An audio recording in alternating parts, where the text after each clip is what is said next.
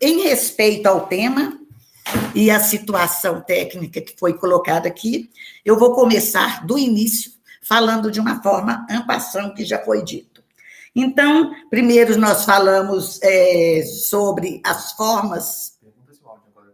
O áudio está funcionando? Não, ninguém respondeu. A galera está editando, tadinho. 7 pessoas já. Ah, elas estão trocando ainda. Vou esperar. Pergunta se a Janaína falou que está melhor. Pergunta a Valéria se está melhor do que ela. Valéria, está melhor o som para você?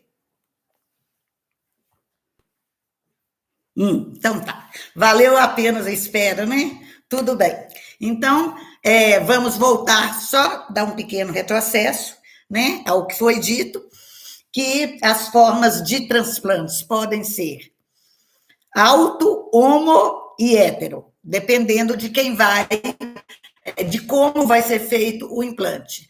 Que o auto é a própria pessoa, tirar da própria pessoa. Acontece em casos de queimadura, o médico tirar de alguma parte não visível para implantar em alguma parte que vai ficar visível. É feito assim como se fosse, falando vulgarmente, um remendo.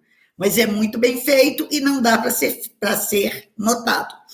E quanto ao receio que eu tinha, estou falando de mim, de doar a pele, que o banco de peles pede desesperadamente, e o banco de ossos pede desesperadamente também, porque ninguém se lembra, todo mundo se lembra de um rim, se lembra de córnea, se lembra de coração, ninguém se lembra da pele.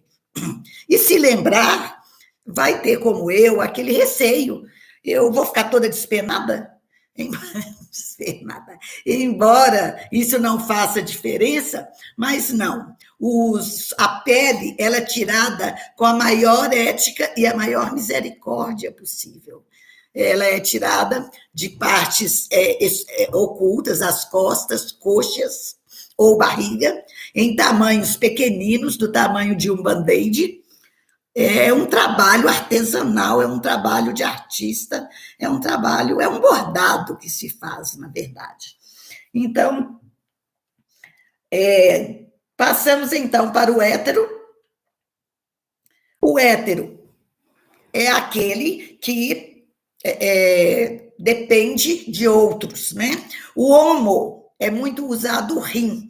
No caso do rim, é necessária a autorização da própria pessoa, porque vai tirar um órgão dela, né? Isto é uma coisa simplesmente, não é tão simples assim. É necessária a permissão explícita, autorizada do dono, do possuidor, do proprietário do rim que vai ser doado.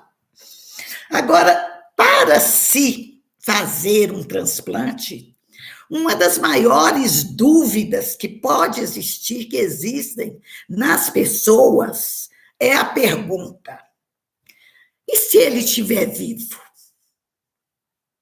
Como que vai ficar? Se ele estiver ainda? Tantos casos a gente vê de pessoas que ficam em coma. Eu já li de um caso de uma pessoa que ficou em coma 22 anos e depois voltou à consciência.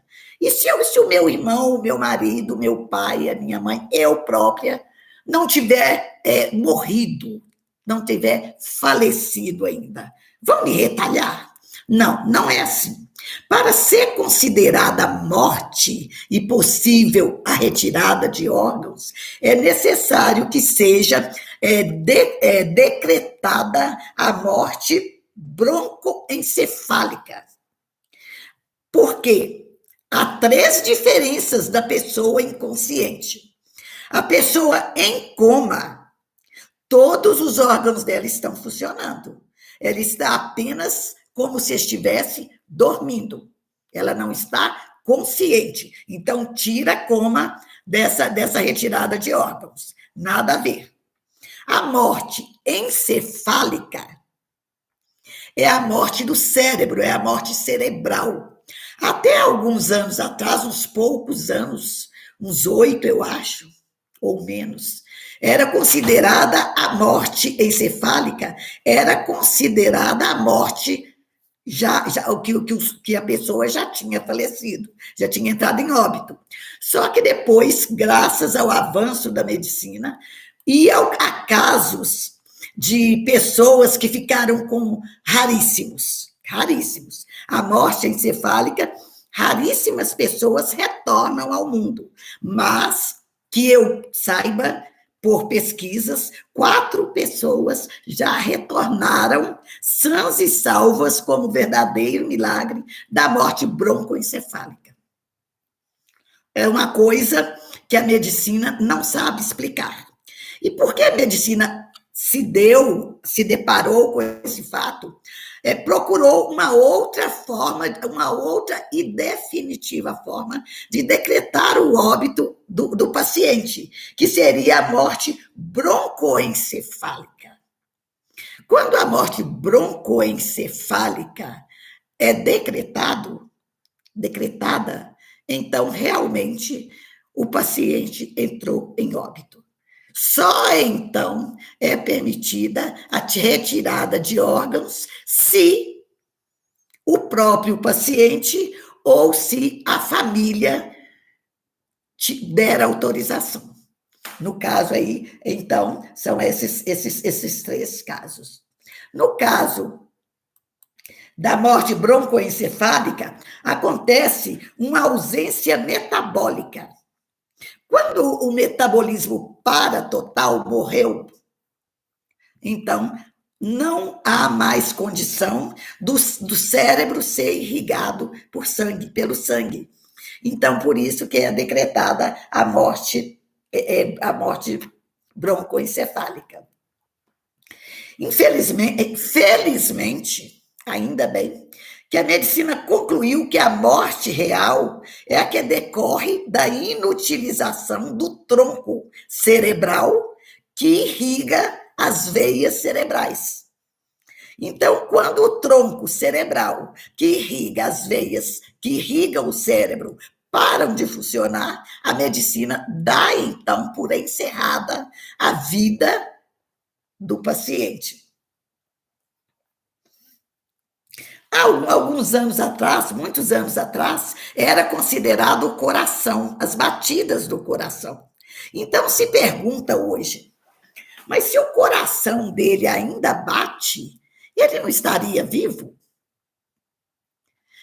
Às vezes, sim, pode ser, se os troncos broncoencefálicos estiverem em vida, sim. Se os broncoencefálicos já estiverem encerrado a sua missão nesse sujeito, podemos dizer que o coração da pessoa pode continuar batendo, só que não é por ela, é através de máquinas. São máquinas que estão sendo usadas para mantê-lo vivo até que houvesse esperança de um retorno. Então, é por aí.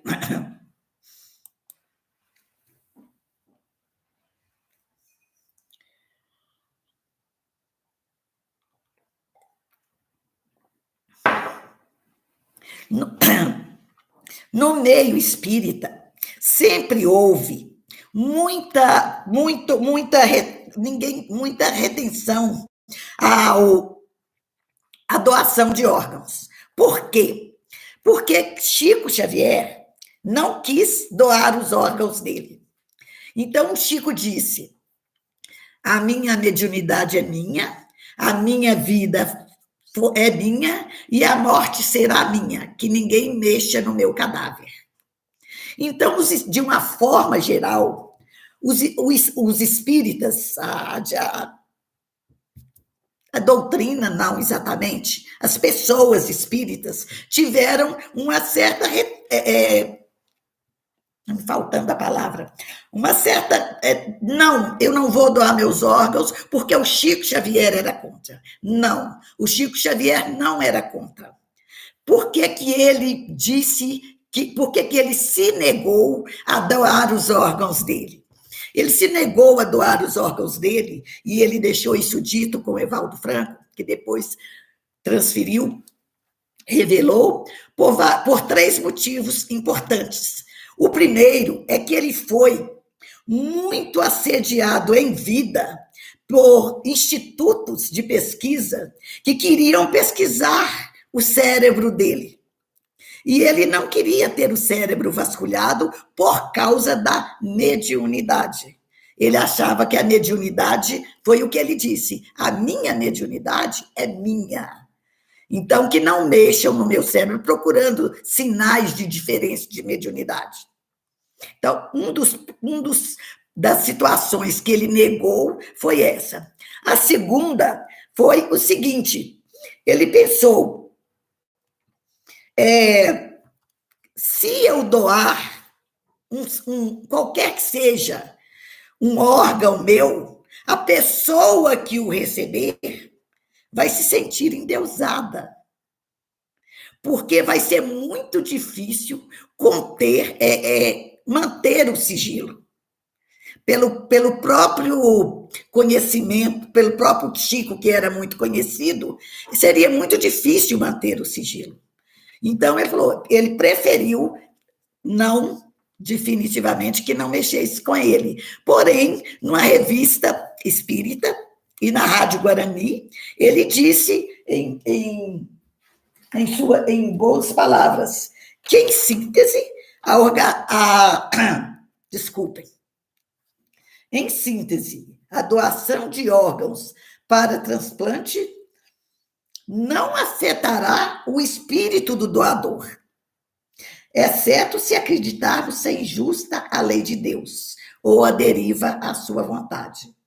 Então, Joana de Ângeles também, sabedora e conhecedora, vivente do mundo espiritual, ela também disse, através de Divaldo Franco, no Mundo Anos de Luz, verdadeira bênção, o transplante de órgão concede a oportunidade de prosseguimento da existência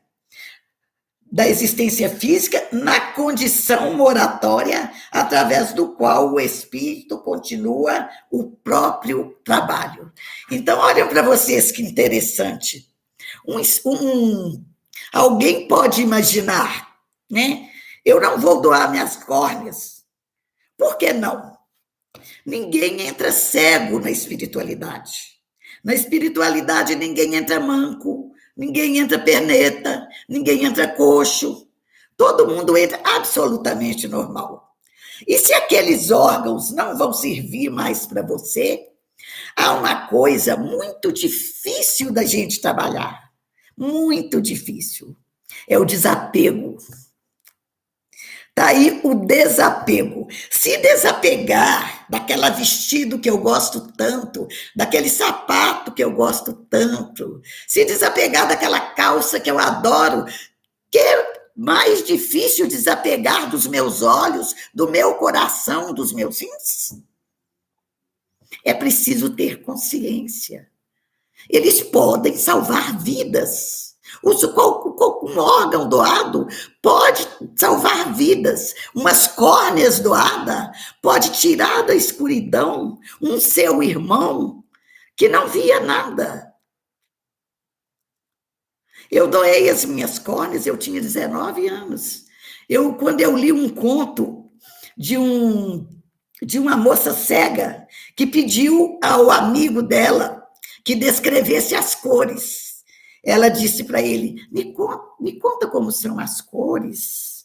Eu gostaria de ver as cores. Gente, é uma coisa que a gente vê e não agradece. A gente não é grato por ver as cores. E o amigo dela começou a descrever para ela, olha, azul é o céu, azul é o mar, azul é uma das cores mais preferidas e lindas. O verde são as folhas, o verde está na nossa bandeira, o verde é tido como a cor da esperança. O branco são as ondas do mar, o branco são as nuvens que passam pelo céu azul. Aí ele disse, o negro, o preto. Quando ele falou assim, ela levantou a mãozinha e falou, não me precisa me dizer como é o preto. Este eu conheço bem.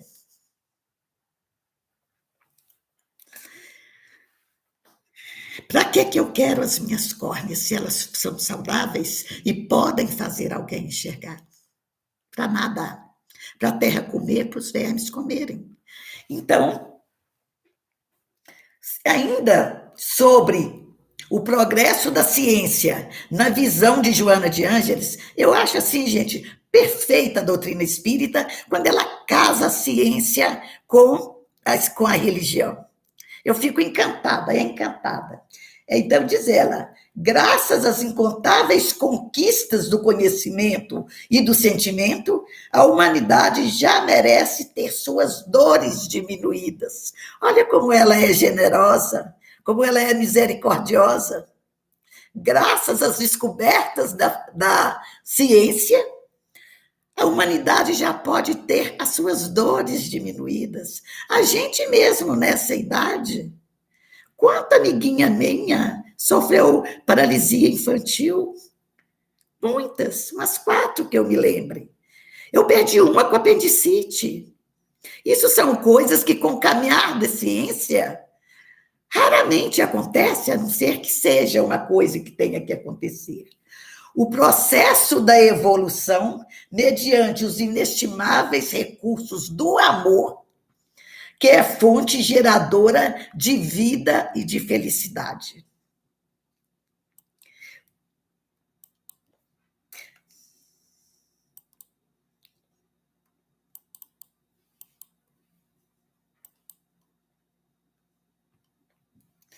Então, às vezes a gente pensa da seguinte forma: um órgão é muito difícil para ser doado.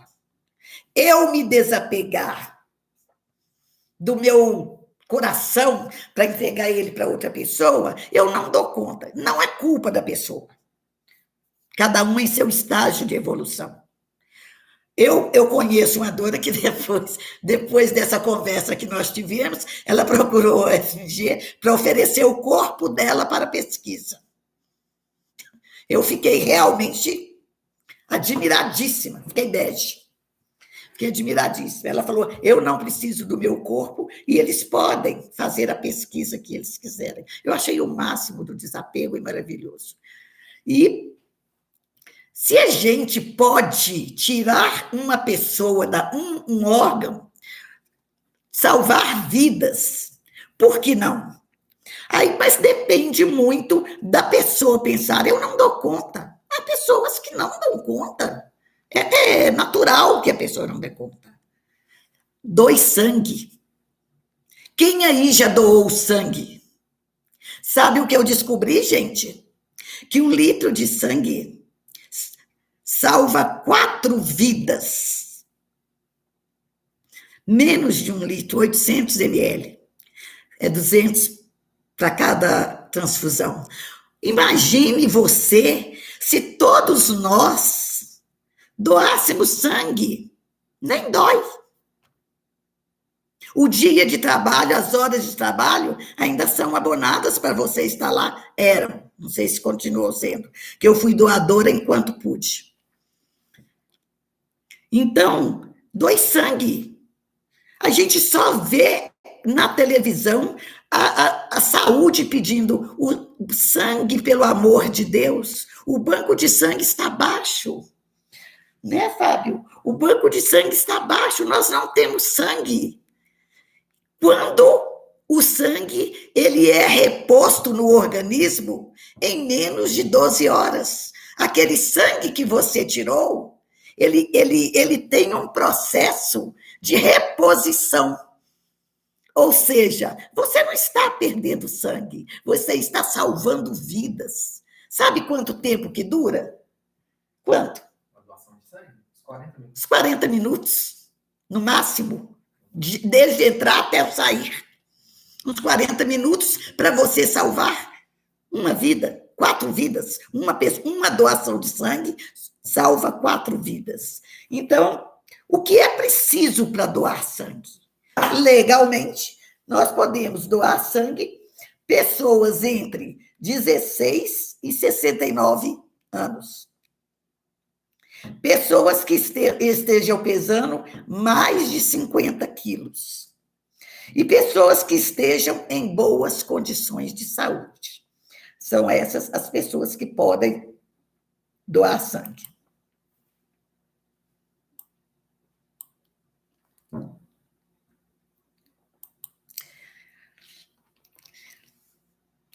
O que acontece também muitas vezes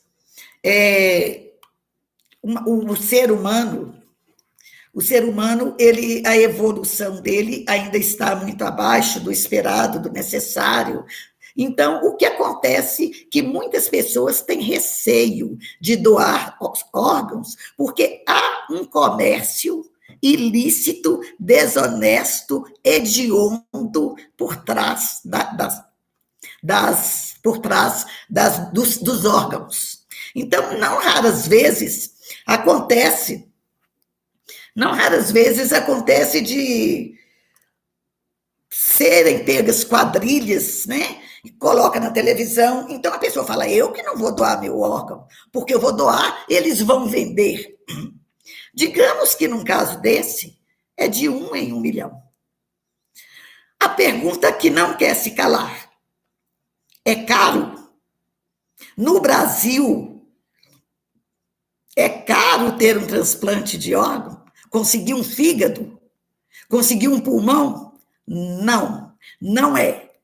Por incrível que pareça, no Brasil, a doação de órgãos segue rigorosamente a lista que é passada de necessidades.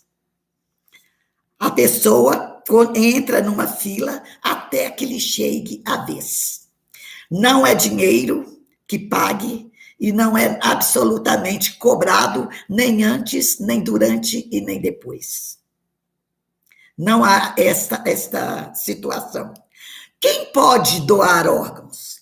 Pessoas saudáveis, que não tenham nenhuma comodidade, pessoas saudáveis, enfim. Quem não pode doar órgãos? Pessoas com comodidades, pessoas com câncer, grávidas e com alguma doença hereditária. Essas pessoas que são as que não podem doar órgãos. As demais, sim. E por que a gente se prende tanto a uma coisa que nos faz tão bem? Pode fazer bem a outra pessoa. Um caso muito interessante que eu gostaria de ver explicado por uma pessoa que muito entende. Não sei se vocês se lembram, há 15 anos atrás, o caso daquela menina Eloá, que o namorado fez refém e a matou. Depois não se sabe, eu não sei, se foi a polícia, tiro da polícia ou do namorado. Bom, a menina desencarnou. E a mãe dela doou o coração. O coração da menina. Doou o coração da Eloá. Por incrível que pareça, há 6 meses atrás, a senhora que recebeu o coração da Eloá morreu de Covid. Os incríveis caminhos do Pai. Os dedos de Deus. Não podemos acusar ninguém de não ter colocado vacinas e mais vacinas.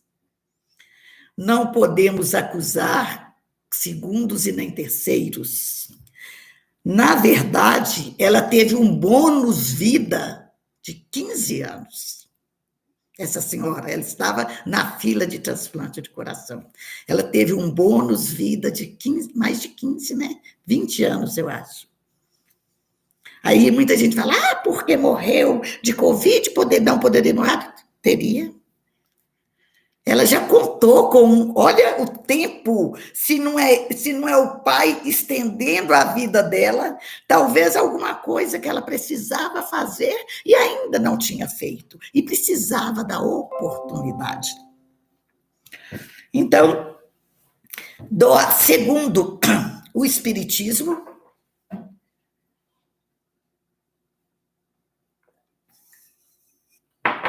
doar órgãos é uma das, ou senão, a maior caridade que se pode ser feita. É dar continuidade à vida de outro.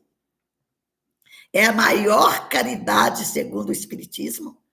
É o desapego total e absoluto da sua veste carnal. É fazer com que outro continue com a sua. E a grande pergunta, uma outra grande pergunta que fica: e o perispírito do doador? Como que fica? Como que fica? Ele sofre? O espírito sofre ao lhe ser tirado um fígado? Será que o espírito sofre? Bom, o que é dito disto sobre o espiritismo? Que se a pessoa for uma daquelas pessoas mundanas que não tem nenhuma de evolução ou pouca evolução, não procurou evoluir, não procurou fazer nada, viveu, apenas ceseu, não viveu, teceu. E os materialistas que são muito agarrados, pode ser que o espírito sofra, sim. Mas que este sofrimento é um bônus. Olha, para vocês verem, gente, eu sou encantada com essa doutrina. Mesmo o sujeito fazendo contra a vontade dele, ainda lhe serve de bônus na sua caminhada pela vida espiritual. Lhe serve de alguns abatimentos em quem faz a doação, no doador. Então, já aconteceu, ou são casos que a gente lê em sites fidedignos, de suicidas que se suicidaram e deixaram uma carta doando todos os órgãos. É uma coisa absolutamente estranha. Como pode alguém se abster da própria vida e entregá-la totalmente ao seu próximo? Por este motivo, por estes casos e outros casos, que nós nunca podemos afirmar o suicida vai para o umbral, para o pior do umbral. Não podemos afirmar isso. E esses órgãos que ele deixou lhe serviram, foi por um espírito, foi uma psicografia, lhe serviram de abono pelo ato que ele tinha cometido, em estado de desespero. Então, tudo a favor nisso. E ainda tem uma pergunta que talvez alguém esteja pensando. E esse órgão que foi, ele não leva nenhuma lembrança, porque são células, para um novo corpo? Será que não? Porque ele fazia parte do espírito, do perispírito, do corpo. Então, é natural que todas as minhas células contenham o meu DNA. Então, levou para outra pessoa do perispírito. Acontece que, mais uma vez, a espiritualidade magnânima, misericordiosa, o Deus Todo-Poderoso e cheio de bondade com a humanidade, que não reconhece, que não vê, que fecha os olhos. Quando retira-se um órgão, é dito célula, mas como cada órgão é composto por várias células, milhares, quando o órgão ele é acoplado em outro corpo, quando ele é tirado de um corpo, ele perde o contato com a parte, com o perispírito daquele de que foi retirado. E assim que ele é acoplado em novo corpo, ele começa a receber informações do novo corpo. Então, nada contra o Chico, nada contra o Divaldo, que tem falado muito, nada contra quem doou, muito antes, pelo contrário, e nada contra quem recebeu. Está indo bem, Fábio? Muitíssimo bem. Na verdade, quando a gente está consciente da imortalidade da alma, a gente não teme entregar o corpo. Quem teme entregar os órgãos é porque ainda não se deu conta da imortalidade da alma e compreender quanto é valioso para outras vidas, úteis e preciosas, e caminhando para a dissolução, como Joana disse, de muito sofrimento, com um simples sim. Eu doei, né? E a forma é uma forma dignificante, magnânima de se praticar a caridade.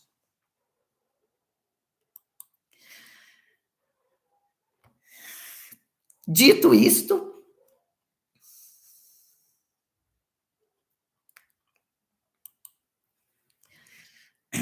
a doação trabalhada na lei do amor. É o que já foi dito também, que o transplante de órgãos, ele é direcionado à dignificação da vida e à continuidade da vida humana. Uma pessoa que iria desencarnar, recebe um órgão e tem mais tempo para evoluir. Imaginem vocês o bônus daquele que ofereceu ao irmão a oportunidade de evoluir.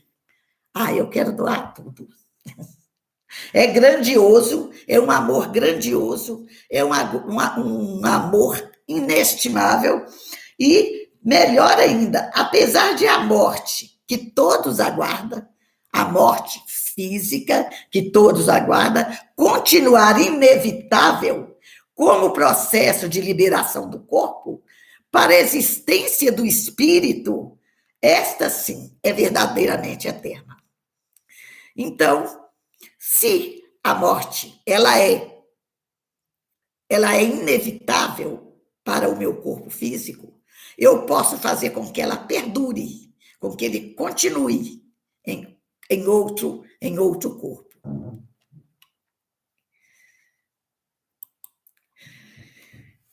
E uma coisa muito séria que eu quero para encerrar essa nossa conversa, é que nós devemos pensar e repensar sem medos, sem agonia, sem pressão, não me considere aqui pressionando, mas nós temos que pensar que se hoje nós somos doadores, principalmente do sangue, que é tão fácil doar, se hoje nós somos pretensos doadores, quem sabe amanhã será um de nossos entes queridos, ou até a gente mesmo, que estará num leito de hospital suplicando: doem sangue pelo amor de Deus, doem sangue pelo amor do amor, em nome do amor, me deixem viver,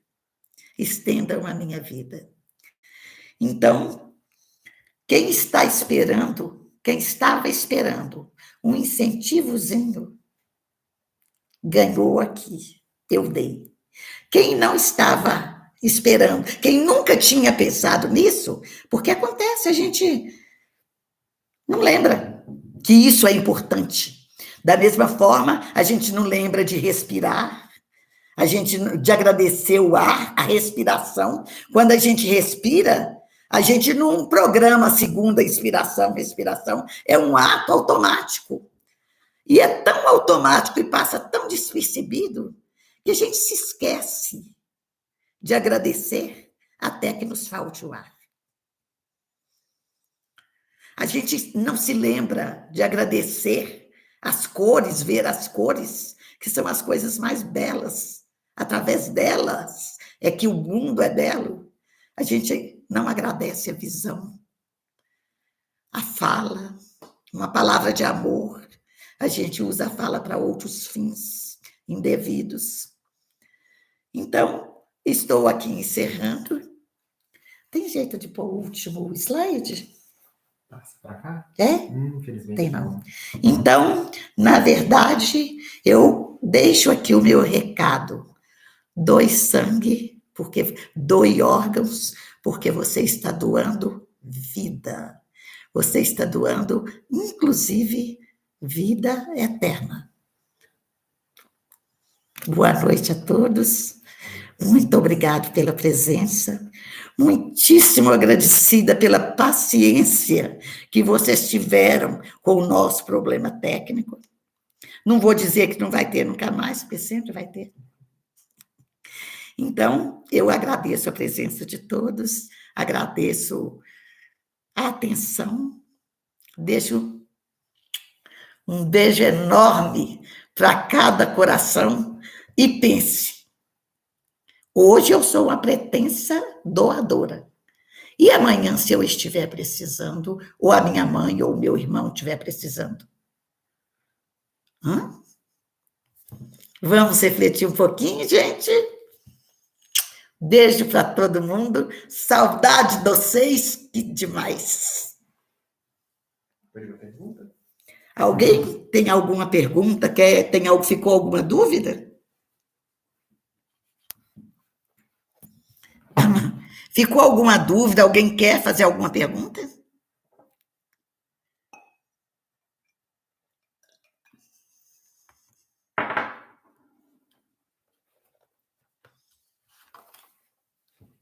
Deixa aqui, ó. Que o mouse tá lá. Ela não perde a oportunidade de fazer uma atrapalhada. Então, até a próxima. Vamos pôr a música? Vamos, você pode fazer a prece também, encerramento, né? Vamos serenar nossos corações. Busca no... Vou colocar a música aqui. Vamos serenar nossos corações. Agradecer ao Mestre Maior toda a fonte de entendimento, toda a fonte de compreensão. Pedir ao Pai que alargue a nossa compreensão e que nos faça fazer delas práticas, que elas não fiquem apenas na vontade. Agradecer a Deus as sete belezas, as cinco maiores belezas do mundo, que são os 5 sentidos. Se alguém algum dia me perguntar quais são as 5 maiores belezas do mundo, alguém vai dizer a Torre Eiffel, não sei mais o que, o Jardim da Babilônia, as pirâmides do Egito, eu diria, as 5 maiores belezas criadas por Deus são ver, ouvir, falar, sentir e amar. Que aqui, com todo carinho do meu coração, que é grande, cabe todos vocês, com um amor imenso que eu posso servir a todos vocês. Até a próxima. Até o próximo encontro. Boa noite a todos.